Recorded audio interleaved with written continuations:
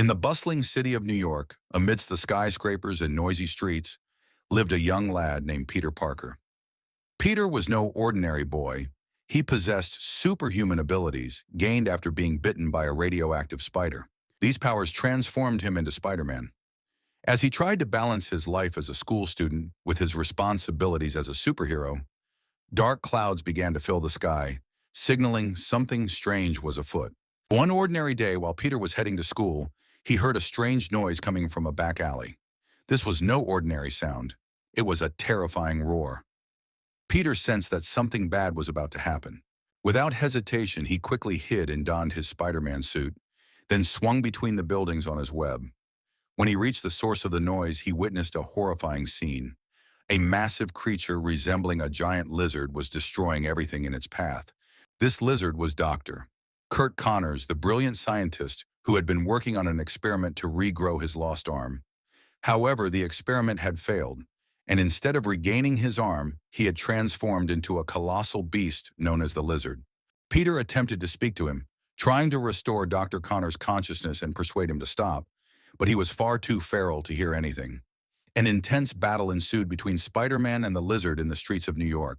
The lizard's immense strength overwhelmed Spider-Man, who was trying to dodge his savage blows with all his speed and wit.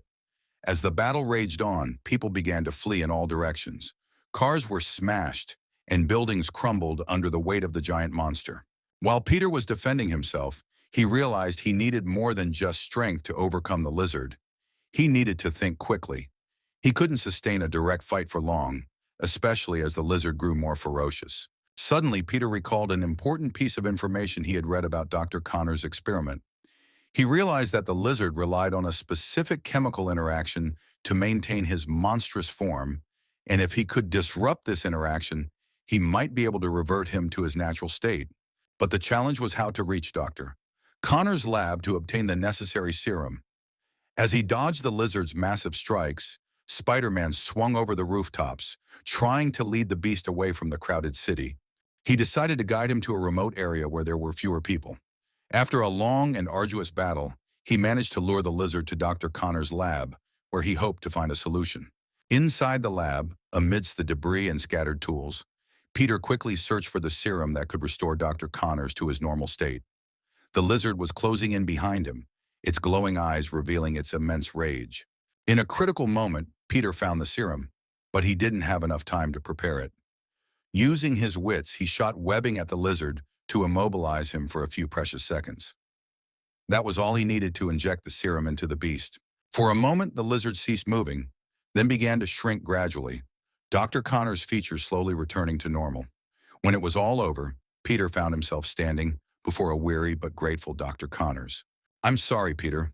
I didn't mean for this to happen," Connors said in a faint voice. Peter smiled and replied, "Don't worry, Doctor. We all make mistakes. What matters is that we learn from them."